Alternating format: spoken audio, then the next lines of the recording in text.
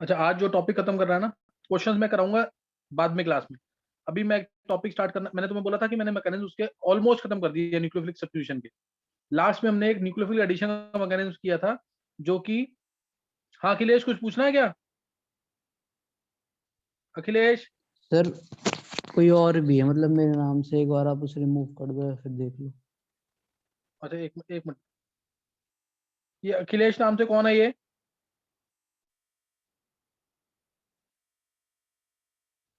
एक बार चेक कर लिया करो, किसी और के नाम से दोबारा एंट्री ना हो।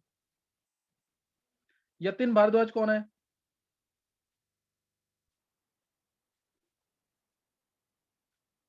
यतिन। यतिन।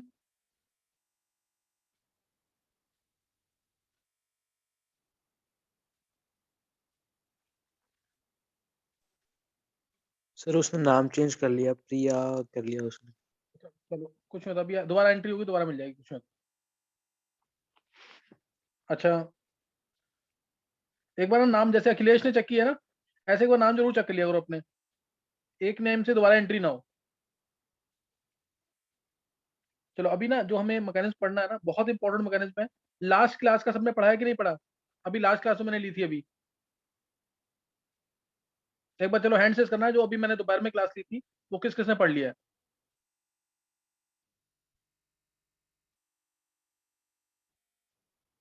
बहुत अच्छे, सोनिया। सोनिया ने पढ़ लिया एक, और किसने पढ़ा है? कनिष्क ने पढ़ लिया है लास्ट क्लास का। बॉबी, 3। छवि, सिद्धि। चलो एक बार मैं जल्दी से क्वेश्चन पूछ रहा हूँ, इसके आंसर करने हैं, आंसर करने हैं। सोनिया जल्दी से बोलो, सैंडवियर रिएक्शन क्या होती है?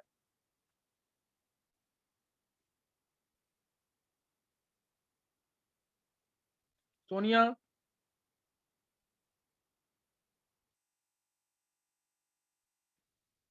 देखो रिएक्शन आनी चाहिए, सोनिया बोलो रिएक्शन क्या होती है?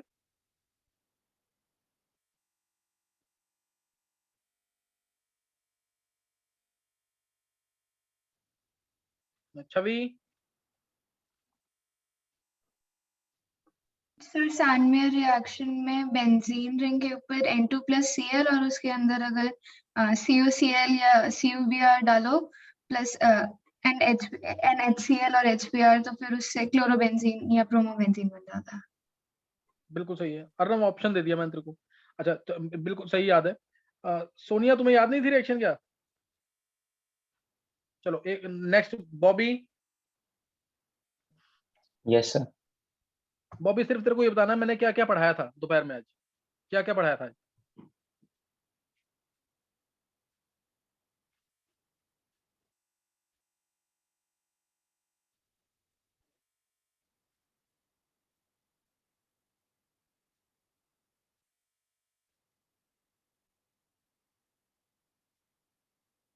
नहीं पता है?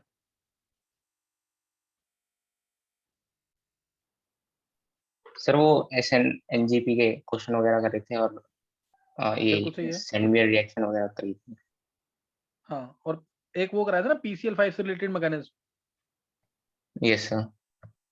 चलो कुछ नहीं होता, बॉबी थोड़ा सा ये भी ध्यान देना कि क्या पढ़ाया है तूने, पढ़ा होगा बहुत अच्छी बात है, लेकिन ये भी पता होना चाहिए। नेक्स्ट सर वो वेदांत। थोड़ा नॉइस था। अच्छा कुछ नहीं होता, कुछ नहीं होता। वेदांत। सर मैंने अभी पढ़ा नहीं है। कुछ नहीं होता वेदांत, तू ऐसे ही आंसर कर। वेदांत ध्यान सुनियो क्वेश्चन। अगर मैं एसिटल्डिहाइड के अंदर PCl5 डालूंगा तो क्या मिलेगा? बिना देखे बोलना वेदांत।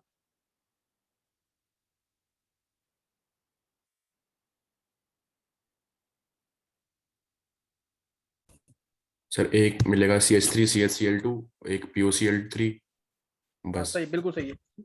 डबल बॉन्ड O हट के 2 Cl लग जाते हैं, डबल बॉन्ड O हट के 2 Cl लग जाते हैं, मैकेनिज्म मैंने कराया हुआ है। Yes sir. चलो हाँ, और सिद्धि ने पढ़ा था, सिद्धि। सिद्धि।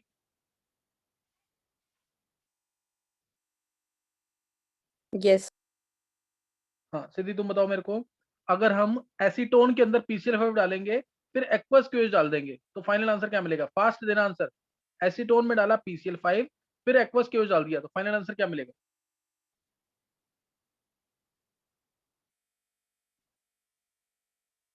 Sir acetone. बिल्कुल सही है। एसिडोन में PCl5 डाला, डबल बॉन्ड हट के ClCl लग जाएगा, एक्वस केओस डालेंगे, उधर Cl की जगह 2 OH आएंगे, एक कार्बन पे 2 OH आएंगे अनस्टेबल, वाटर लूज कर देगा। बिल्कुल सही है। अच्छा, और किसने पढ़ा था? एक बच्चा कोई और था जिसने पढ़ा हुआ है। Kanishk, yes sir. अब पढ़ा है ना तूने भी? Yes sir. हाँ, कनिष्क तू बता, डायरेक्ट आंसर बताइयो। अगर मैं PCl5 के साथ कभी भी सब्स्टिट्यूशन रिएक्शन कर रहा हूँ तो एक प्रोडक्ट हमेशा मिलता है, वो क्या नाम था उसका? Sir POCl3। बिल्कुल सही है, फास्फोरस ऑक्सीक्लोराइड। बिल्कुल परफेक्ट आंसर। देखो पढ़ लोगे ना तो बहुत बेनिफिट मिलेगा इससे। और एक चीज ध्यान दिमाग में रखना सब, कि क्या कहते हैं, अब ये ना तुम्हें ये लगा लो कि गोल्डन अपॉर्चुनिटी है। अब मुझे मेरा अंदाजा है कि 1 महीना 1.5 महीना जो भी तुम्हें मिलता है घर में बैठने का, इसमें जो भी पेंडिंग वर्क है उसको जरूर कर लो पूरा। इसमें बिल्कुल भी टाइम वेस्ट नहीं करना, बिल्कुल भी। अगर इसमें आलस कर गए ना फिर पीछे का सारा छूट जाएगा, फिर भी नहीं कर पाओगे बिल्कुल भी। और कई 4-5 बच्चे मेरे लिंक में हैं जो बहुत ढंग से पढ़ रहे हैं। मतलब एक तो ये लड़की सोनिया कर रही है काम अच्छा वाला, क्षितिज लड़का है वो कर रहा है, और काजल कर रही है।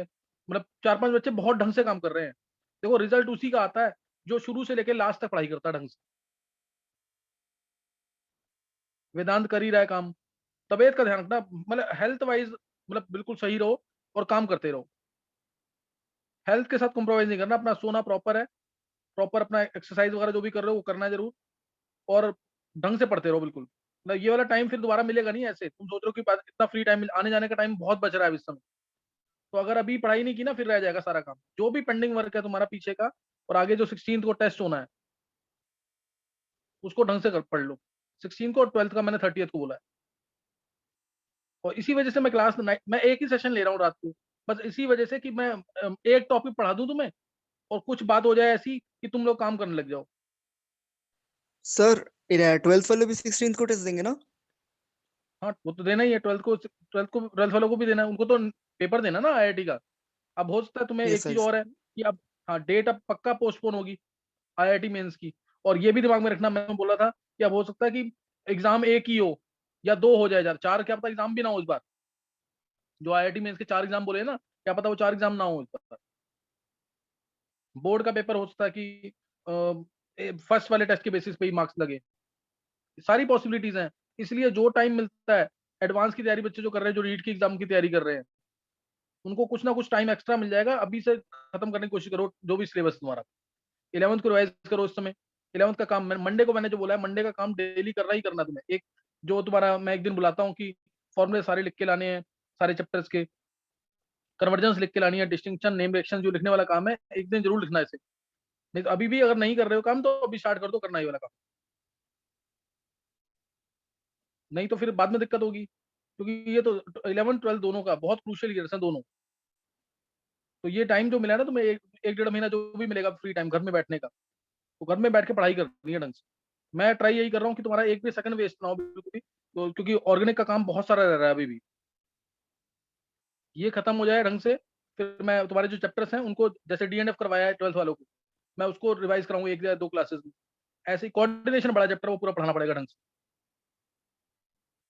तो इसलिए टाइम बिल्कुल वेस्ट नहीं करना है और काम करते रहो घर पे। नित्य लड़की एक दिन ऐसा नहीं है मैसेज ना किया उसने, डेली काम कर रही है। डेली 1:45 के आसपास इसका मैसेज आता है डेली।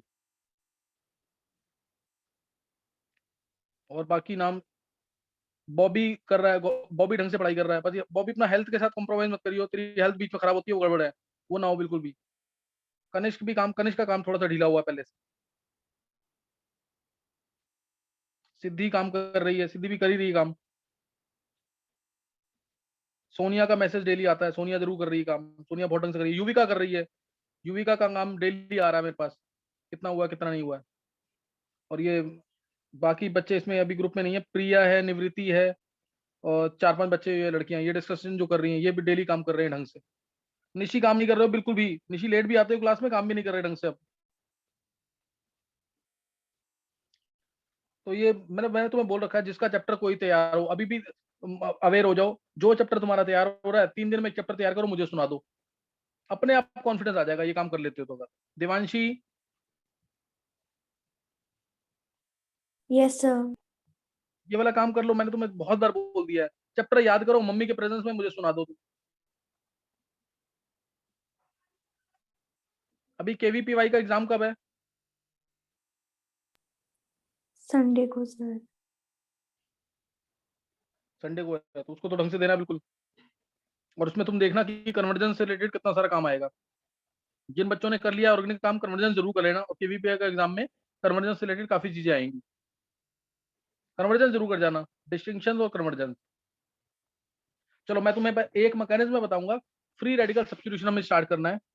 क्वेश्चंस न्यूक्लियोफिलिक सब्स्टिट्यूशन के बहुत सारे रह रहे हैं, अभी लेक्चर्स पढ़ोगे उसमें बहुत मिल जाएंगे। मैंने आज प्लेलिस्ट भेजी है ग्रुप में, उसको जरूर कर लेना।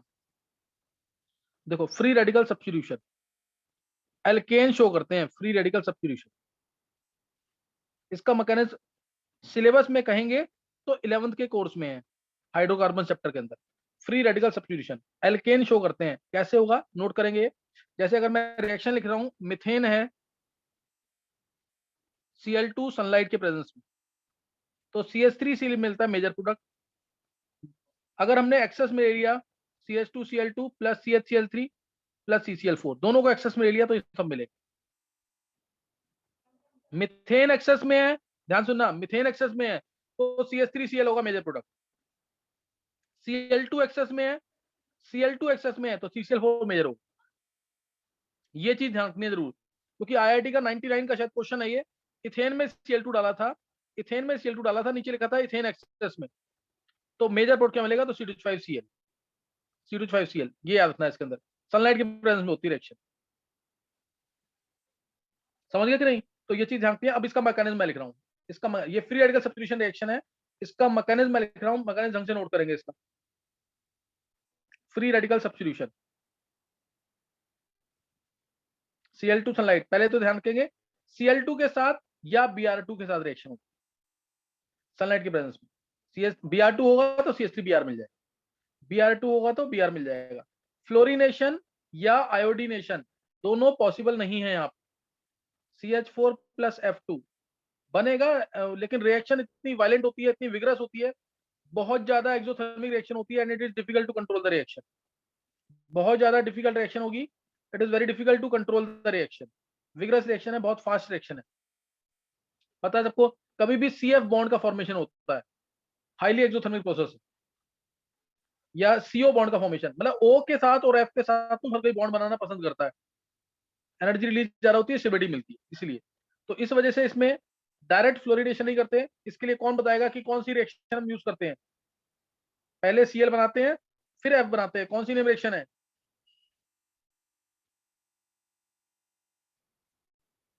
नहीं पता है किसी को भी?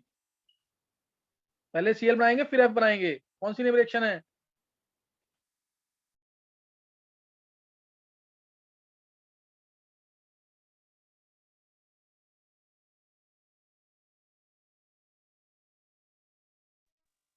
नाम बोला करो क्लास में। सोनिया नाम बताओ एक बार दोबारा, क्या बोला तुमने? इसमें आएगा AgF, स्वार्ट्स रिएक्शन, या Ag2F2 और Ag2F2, या फिर AsF3, स्वार्ट्स रिएक्शन है ये। तो ये कभी भी डायरेक्टली प्रिपेयर नहीं होगा, ये डायरेक्टली प्रिपेयर नहीं होगा, सही है। और I2 के साथ रिएक्शन, I2 के साथ रिएक्शन भी डायरेक्ट नहीं होगी, क्योंकि ये रिएक्शन होती है रिवर्सिबल, CH3I मिलेगा प्लस HI। रिएक्शन कहने को ना एंडोथर्मिक हो जाती है। नेट जो अभी मैं मैकेनिज्म लिखूंगा उसमें प्रोपेगेशन स्टेप आएंगे 2। तो नेट प्रोपेगेशन स्टेप जो होता है CH3I बनाने के लिए, वो होता है एंडोथर्मिक। एंडोथर्मिक प्रोसेस है तो रिएक्शन इसलिए नहीं होगी। और अगर इस रिएक्शन को फेवर करवाना है हमें फॉरवर्ड डायरेक्शन में फेवर कराना है, तो इस HI को, एक कंपोनेंट को हम हटा देंगे। वो कैसे हटाएंगे? By using any oxidising agent like से HiO3 और HNO3। ये क्वेश्चन है 11th क्लास में है, NCERT में पूछ सकते हैं। इससे क्या होगा? I माइनस ऑक्सीडाइज हो जाएगा किसमें? I2 के अंदर। I माइनस ऑक्सीडाइज हो जाएगा I2 के अंदर, और ऐसे ही इधर भी HI I2 में चला जाएगा और HI प्लस HNO3 भी, इसमें भी I माइनस किस में रह जाएगा, I2 में, और HNO3 का क्या मिल जाएगा, NO2। तो जब एक प्रोडक्ट इसका खत्म हो जाएगा तो रिएक्शन कहाँ जाएगी, फॉरवर्ड डायरेक्शन, ये रिएक्शन फॉरवर्ड डायरेक्शन पे जाएगी। तो ये चीज ध्यान रखिए इसके अंदर।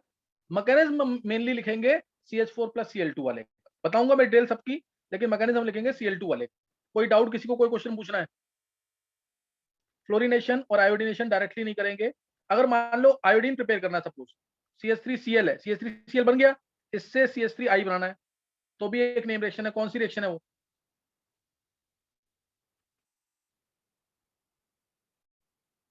सबको पता होना चाहिए कौन सी नेम रिएक्शन है। CH3I बनाना है अगर, सर फिंकलस्टीन।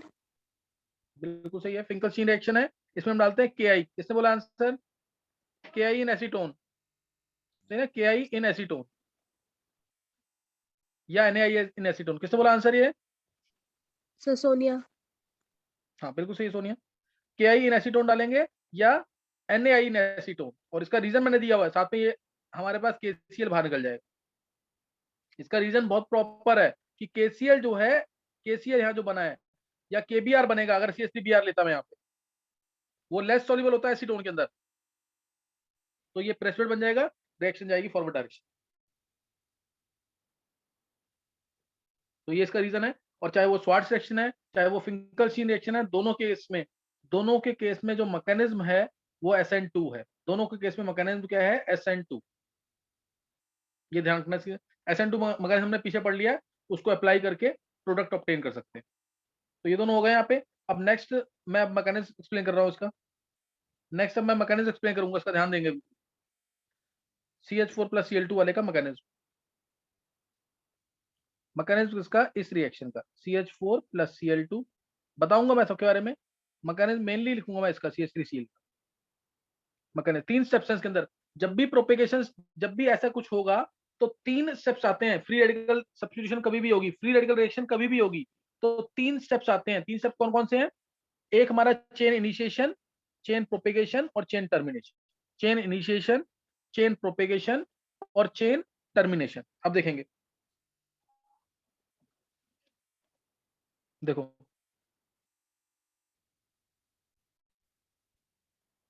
चेन इनिशिएशन सबसे पहले देखो, मेनली अब क्या करेंगे, चेन इनिशिएशन स्टेप, पहला स्टेप Cl2 है, और बहुत ध्यान से समझना, मैं पूरा डिटेल में लूंगा हर एक स्टेप को। Cl2 है, इसको ब्रेक करेंगे हम पहले। और इस बार तुम्हें ध्यान भी होगा, इस बार IIT एडवांस के पेपर में मैंने पेपर डिस्कस किया हुआ है, और वो जिस किसी को देखना हो तो पेपर देख सकता है। 2021 का जो पेपर था एडवांस का, उसमें इससे रिलेटेड क्वेश्चन भी आया था IIT के अंदर, which the following is incorrect करके, वो इससे सॉल्व हो जाएगा जो मैं बताने जा रहा हूँ। किसी को याद है ये क्वेश्चन डिस्कस किया था मैंने? चलो, Cl2 है, सनलाइट, लाइट के प्रेजेंस में इसका बॉन्ड ब्रेक होगा, और बॉन्ड ब्रेक होगा लाइट के प्रेजेंस में है, तो इस बॉन्ड के जो 2 इलेक्ट्रॉन्स है, दोनों इक्वली एब्जॉर्ब करेंगे, एक इलेक्ट्रॉन इसके पास, एक इलेक्ट्रॉन इसके पास, और मिल जाएगा तुम्हें 2Cl रेडिकल। 2Cl रेडिकल मिल जाएगा यहाँ पे, क्लियर? 2Cl रेडिकल ये मिल जाएगा। और ये अब तुम ये सिंपल सोच के बताओ, इसने हीट एब्जॉर्ब करके बॉन्ड ब्रेक हुआ है कि नहीं? तो ये स्टेप एंडोथर्मिक है कि एक्सोथर्मिक है? ये स्टेप एंडोथर्मिक है कि एक्सोथर्मिक है? एंडोथर्मिक। हाँ, क्योंकि सिंपल सी बात है, बॉन्ड तोड़ रहे हैं तो एंडोथर्मिक ही होगा, बॉन्ड तोड़ रहे हैं तो एंडोथर्मिक ही होगा। डेल्टा एच इसका ना अप्रोक्सीमेटली तो बता 200 से 400 किलो जूल पर मोल तक एनर्जी आती है, 200 से 400 450 तक एनर्जी आती है बॉन्ड तोड़ने की। तो इसकी जो एनर्जी होती है ना, वो इसको बॉन्ड तोड़ने के लिए 58 किलो कैलोरी पर मोल होती है। इतनी एनर्जी देनी पड़ती है। 58 किलो कैलोरी मतलब इंटू 4.18 कर दोगे तो वो किलो जूल में आ जाएगा आंसर, वो किलो जूल में आ जाएगा आंसर। ये वैल्यूज पे भी थोड़ा ध्यान देना, मैंने तुम्हें पहले भी बोला हुआ है, IIT एडवांस के पेपर में क्वेश्चन आया था एक बार कि बॉन्ड तोड़ने की एनर्जी कितनी होती है अप्रोक्सीमेटली, तो उसमें ऑप्शन था 10 किलो कैलोरी पर मोल, 100 किलो कैलोरी पर मोल, 1000 किलो कैलोरी पर मोल, इस तरीके से। तो आसपास का आंसर कौन सा है? 100 किलो कैलोरी पर मोल। हो सकता है एचएच बॉन्ड एनर्जी पूछी हो, एचएच बॉन्ड एनर्जी लगभग 435 के आसपास ही होती है, हाइड्रोजन चैप्टर में भी पढ़ोगे तुम ये। तो ये एंडोथर्मिक स्टेप है, डेल्टा एच इसका 58 किलो कैलोरी पर मोल, पहला स्टेप एंडोथर्मिक है। और ये तो तुम पता, ये रेडिकल है तो हाईली अनस्टेबल होगा, रेडिकल है तो हाईली अनस्टेबल होगा। अगर मैं इसका बोलूँ ना एनर्जी लेवल डायग्राम बनाओ, इसका एनर्जी लेवल डायग्राम बनाओ तो ये बनेगा ऐसे, क्योंकि Cl रेडिकल हाईली अनस्टेबल, यहां तुम्हारे पास Cl2 था, हाईली अनस्टेबल है ये, इतनी ज्यादा एनर्जी हो जाएगी इसकी। अब यहाँ पे पोटेंशियल एनर्जी वर्सेस टाइम या प्रोग्रेस ऑफ द रिएक्शन, समझ गए कि नहीं? ये पहला स्टेप हो गया। मेन तुम्हें बताया मैंने, Cl2 पे जैसे ही सनलाइट पड़ेगी 58 किलो कैलोरी पर मोल की एनर्जी मिलेगी इसको, तो ये टूट जाएगा 2Cl रेडिकल। ये पहला स्टेप खत्म हो गया, चेन इनिशिएशन स्टेप। मैं ग्राफ ये जो बनाया ना मैंने, मैं इसको रब कर रहा हूँ, ड्रॉ कर लिया ना सबने? तो ये पहला स्टेप हो गया जो कि एंडोथर्मिक है। अब ध्यान रखना, इसका मैकेनिज्म मैं लिखूंगा ना, मैं एक ही चीज फॉलो करूंगा। एक बार मैंने इसका रेडिकल बनाया, इसका रेडिकल आसानी से बन सकता है ना, क्योंकि इसकी बॉन्ड एनर्जी थोड़ी कम होगी। अदरवाइज इधर हमें बॉन्ड एनर्जी का ऑर्डर भी पता होना चाहिए। देखते हैं किसको याद है ये बॉन्ड एनर्जी या बॉन्ड स्ट्रेंथ ऑफ हैलोजेंस का ऑर्डर क्या होता है, कौन बताएगा ये? कोई भी बच्चा, 12th वालों को तो सबको पता होना चाहिए, 11th में से कोई बता सकता है तो बहुत अच्छी बात। बॉन्ड स्ट्रेंथ ऑफ हैलोजेंस इतना इंपॉर्टेंट क्वेश्चन है ना, आईआईटी एडवांस में भी 2 बार पूछा हुआ है, बोर्ड में भी पता नहीं कितनी बार पूछा हुआ है। बॉन्ड स्ट्रेंथ ऑफ हैलोजेंस कौन बताएगा? Sir ClFBrI। चलो ये ऋषि ने दे दिया आंसर, और कोई बच्चा?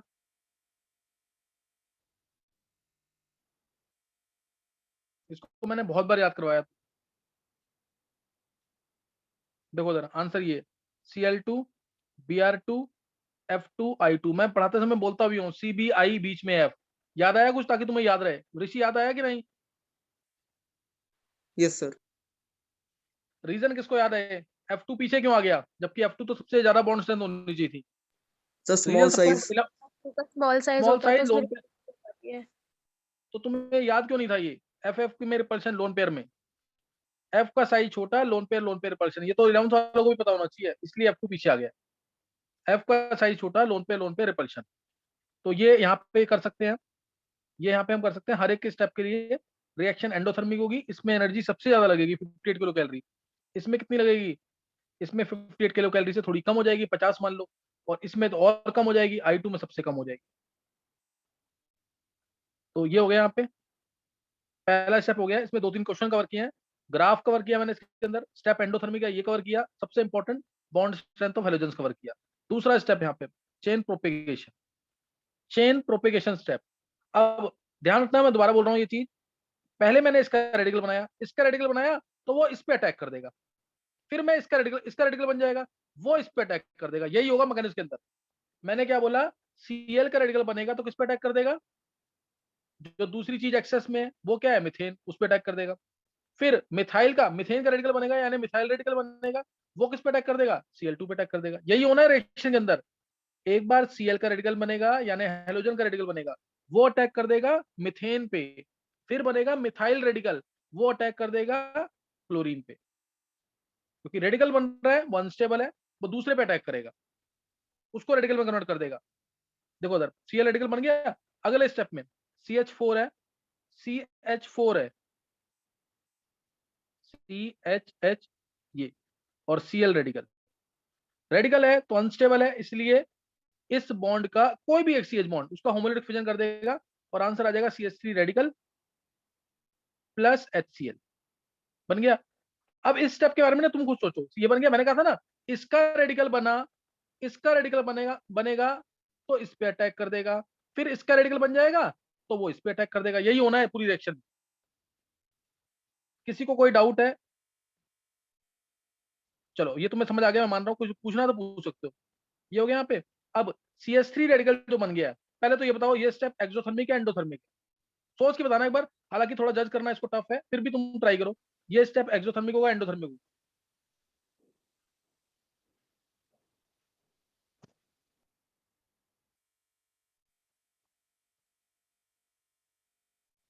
देखो इसमें मैंने ध्यान से देखो उधर, वेदांत ट्राई कर सकता है क्या ये? वेदांत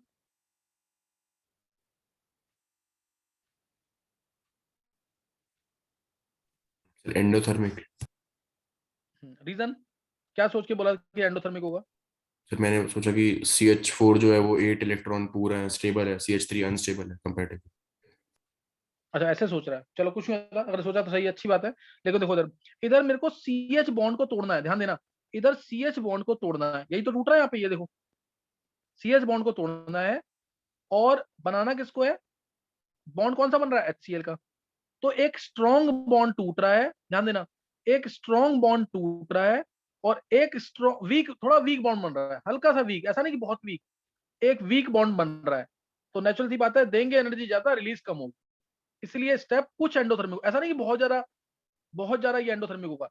डेल्टा एच अगर मैं बात करूं एक्सपेरिमेंटली, तो डेल्टा एच स्टेप का ना, इस स्टेप का डेल्टा एच जो है 2 किलो कैलोरी पर मोल के आसपास आता है, क्योंकि दोनों सिग्मा बॉन्ड है ना, 2 किलो कैलोरी पर मोल ये आता है।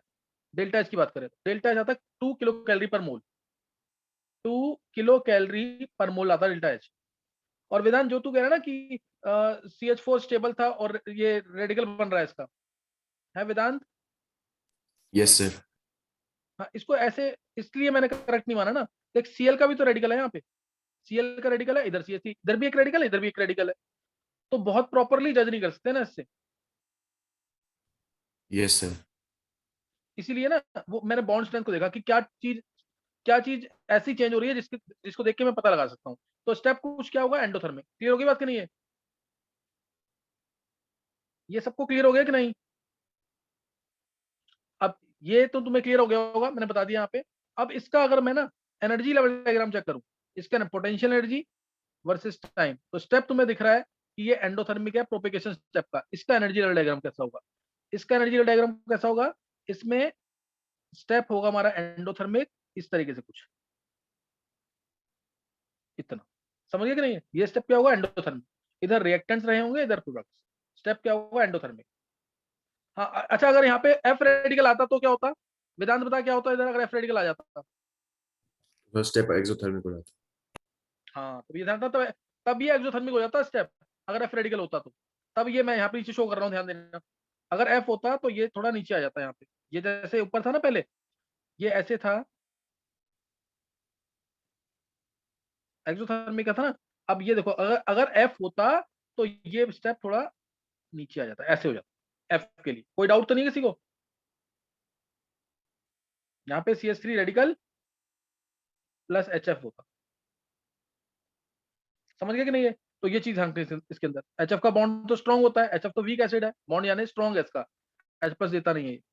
तो ये इसका एनर्जी डायग्राम था, अगर F रेडिकल होगा तो स्टेप एक्सोथर्मिक होगा, अदरवाइज ये स्टेप एंडोथर्मिक। अच्छा, अब बन गया यहाँ पे CH3 का रेडिकल, यहां बन गया किसका रेडिकल, CH3 रेडिकल। अब ये किस पे अटैक कर देगा, ये पहला स्टेप है प्रोपेगेशन का, अब ये किस पे अटैक कर देगा, सर Cl पे। हाँ बिल्कुल सही है। इसका रेडिकल बनेगा तो इस पे अटैक करेगा, इसका रेडिकल बनेगा तो ये इस पे अटैक करेगा। अब CH3 रेडिकल बना है तो ये अटैक कर देगा किस पे, Cl2। CH3 रेडिकल बना तो ये अटैक कर देगा किस पे, Cl2,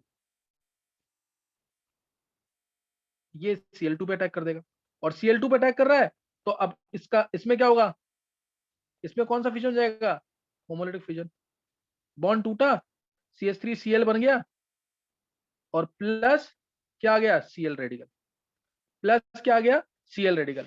अब ये स्टेप, हाँ ज्यादा नहीं सोच सकते इसमें, ये स्टेप क्या होगा, एक्सोथर्मिक की एंडोथर्मिक, थर्ड स्टेप।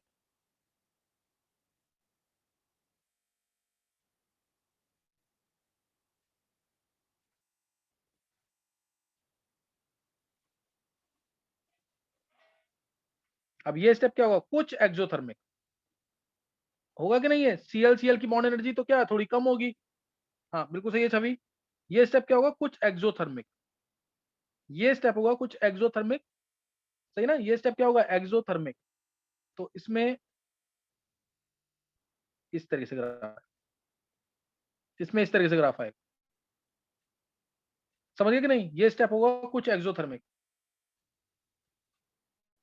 कोई डाउट किसी को?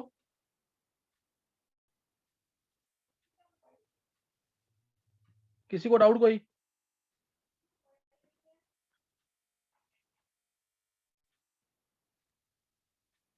किसी बच्चे को कोई डाउट तो नहीं है इसमें? ये स्टेप एक्सोथर्मिक होगा, प्रोपेगेशन का सेकंड स्टेप। नेक्स्ट बताएंगे अब, नेक्स्ट लास्ट स्टेप, तीनों के मैंने एनर्जी लेवल डायग्राम भी बता दिया तुम्हें। लास्ट स्टेप जो है, देखो अगर आ गया लास्ट स्टेप है वो है chain termination. Chain termination, chain termination क्या होगा?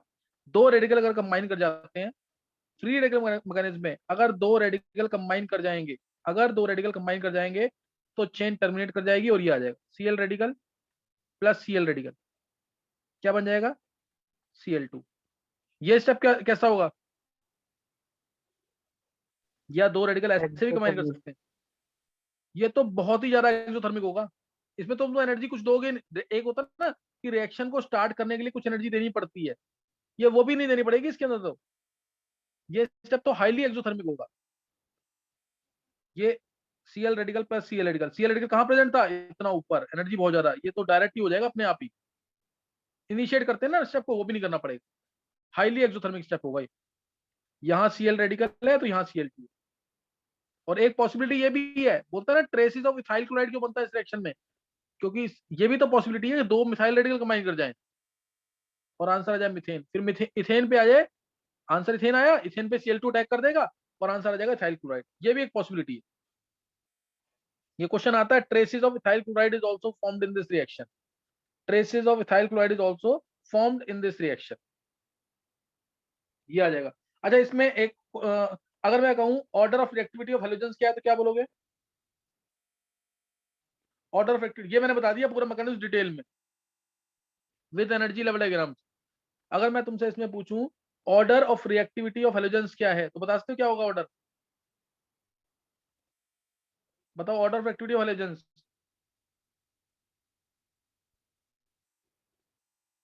कौन बताएगा ये?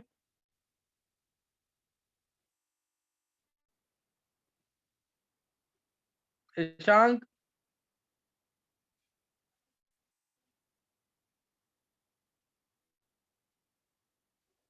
Akhilesh, order of reactivity of halogens बताना किसी को। Sir F2Cl2 Br2 I2। बिल्कुल सही है, ध्यान रखना order of reactivity of halogens बोलेंगे तो F2Cl2 Br2 I2। Bond strength को देख के मत आंसर चेंज करना, क्योंकि रिएक्टिविटी ऑर्डर सिर्फ बॉन्ड स्ट्रेंथ पे डिपेंड नहीं करता, बहुत सारे और भी फैक्टर्स इस पे डिपेंड करता है, जैसे oxidising power, electronegativity, hydration energy, बहुत सारे डिसाइडिंग फैक्टर्स होते हैं जो रिएक्टिविटी को डिसाइड करते हैं। This is the order of reactivity of halogens F2Cl2 Br2 I2। सही ना, ये order of reactivity of halogens है। अकेला बॉन्ड स्ट्रेंथ मत देखना Cl2 Br2 फिर F2 फिर I2 था तो ऑर्डर ऑफ रिएक्टिविटी से जस्ट ऑपोजिट होगा, ऐसा नहीं है। सही ना, तो बहुत सारे फैक्टर्स हैं which decide the reactivity of halogens। तो this is the order of reactivity of halogens, clear? This is the order of reactivity of halogens। ये मैंने तुम्हें यहाँ पे इसके अंदर पूरा डिटेल में मैकेनिज्म बता दिया इसका। सही ना, पूरा डिटेल में मैकेनिज्म बता दिया कि अगर F2 होगा तो क्या होगा, Cl2 होगा तो क्या होगा, Br2 होगा तो क्या होगा, I2 होगा तो क्या होगा। सही ना, इसको भूलना नहीं, बिल्कुल भी इंपॉर्टेंट मैकेनिज्म है और 11th क्लास के तो सिलेबस में स्कूल में भी आ सकता है। सही ना, फ्री रेडिकल सब्स्टिट्यूशन। अब ऑर्डर ऑफ रिएक्टिविटी देखो, तुम्हें ये पता है ज्यादा रिएक्टिव कौन सा है, अभी मैंने तुम्हें बताया F2 है, फिर Cl2 है, फिर Br2 है, फिर I2 है। This is the order of reactivity of halogen. हमें ये दोनों ही लेने हैं हैलोजनेशन में, ये नहीं लेना क्योंकि हाईली एक्सोथर्मिक रिएक्शन है, ये नहीं लेना क्योंकि इसका रिएक्शन एंडोथर्मिक होती है, ये दोनों लेते नहीं हम। Cl2 और Br2 लेना। Cl2 ज्यादा रिएक्टिव है, जो ज्यादा रिएक्टिव होगा वो सिलेक्टिव कम होगा कि ज्यादा होगा? जो ज्यादा रिएक्टिव होगा वो सिलेक्टिव क्या होगा, कम की ज्यादा?